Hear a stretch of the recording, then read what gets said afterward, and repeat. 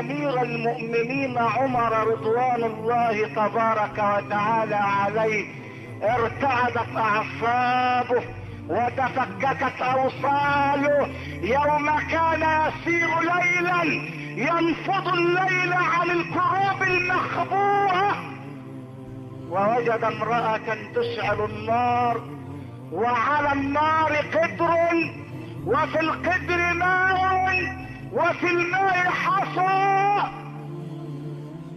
وحول المرأة 3 اطفال، احدهم يقول امي اكاد اموت جوعا، والاخر يقول امي ارحمي مني الضلوع، والثالث يقول امي الا احظى باكل قبلما امضي صريعا.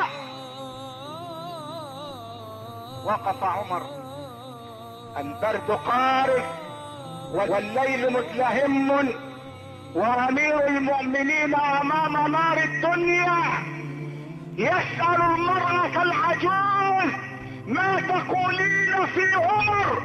فقالت الله الله في عمر، اشكو عمر الى الله رب العالمين، وهي لا تعرفه، لا تعرف من.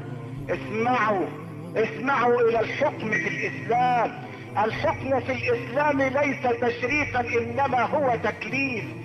الحكم في الاسلام ليس منصبا وليس مظهرا وليس منظرا وليس أبهة، انما الحكم في الاسلام خوف من الحاكم الاعلى، من الواحد القهار جل جلاله. الله الله في عمر.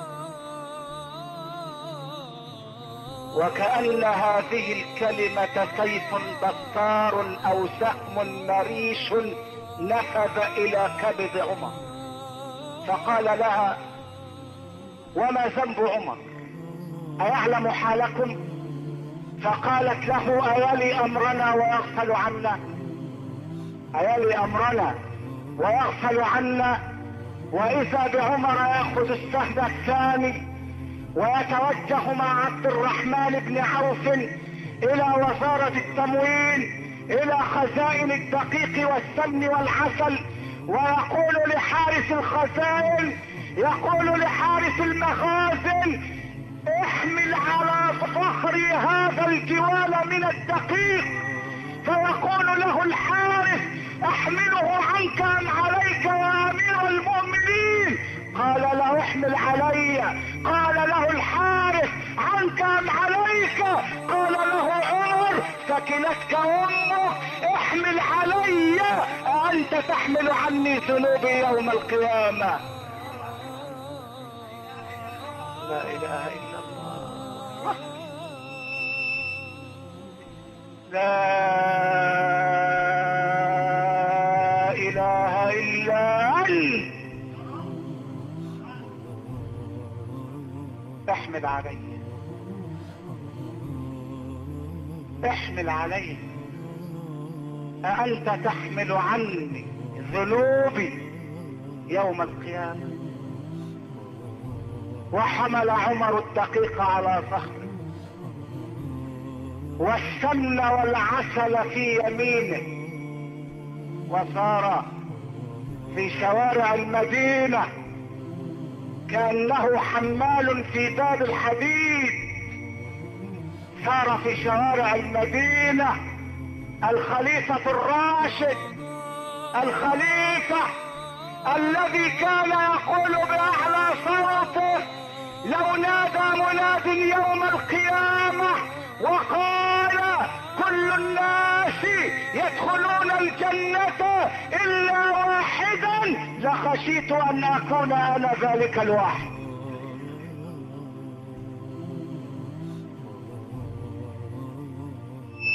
احمل علي.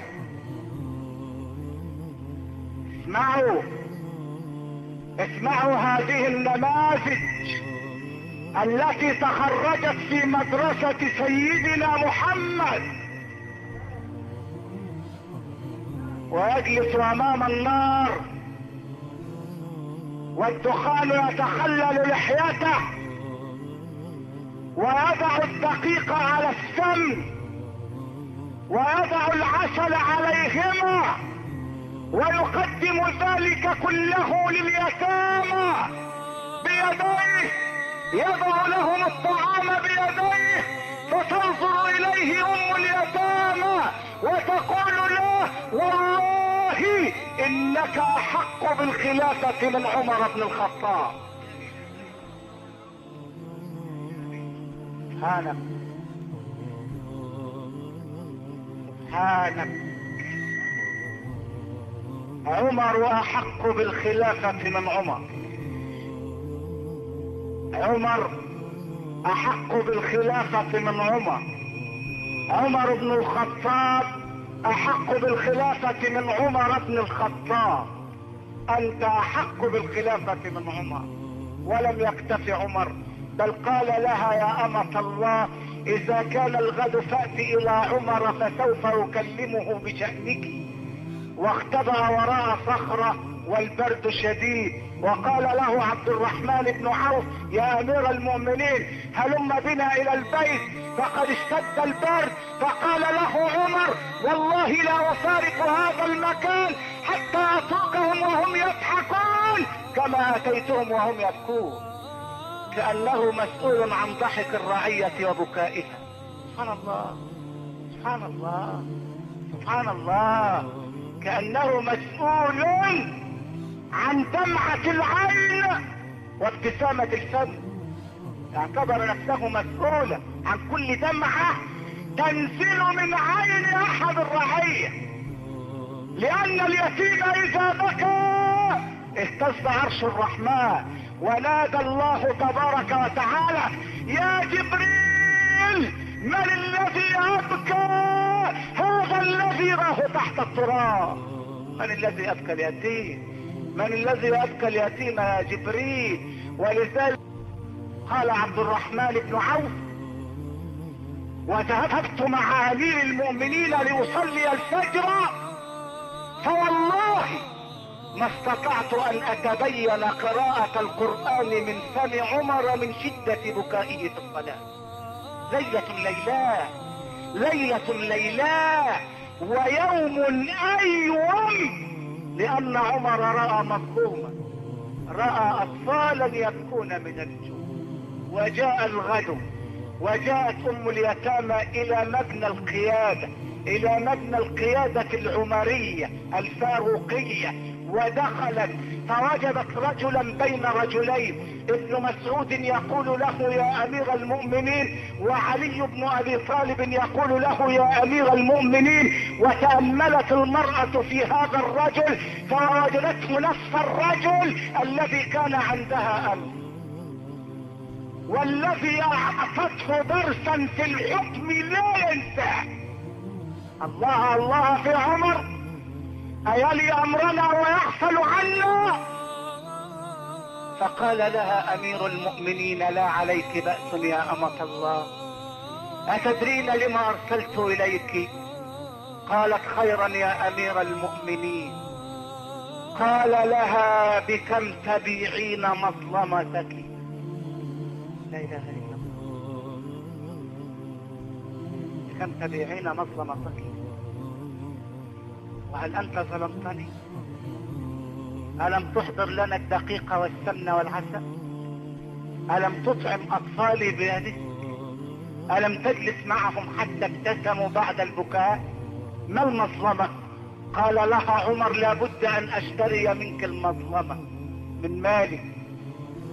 دفع لها 600 درهم وجاء برقعة وكتب عليها بعد البسملة والصلاة على رسول الله اما بعد فقد اشترى عمر من امة الله هذه المظلمة ب600 درهم، وشهد على عقد الشراء عبد الله بن مسعود وعلي بن ابي طالب، ثم شرى المظلمة واحتفظ بها، وقبل ان يموت قال لهم ضعوا هذه المظلمة بين كفني وجسدي حتى القى بها الله، حتى القى بها الله، حتى القى بها الله. لا اله الا الله.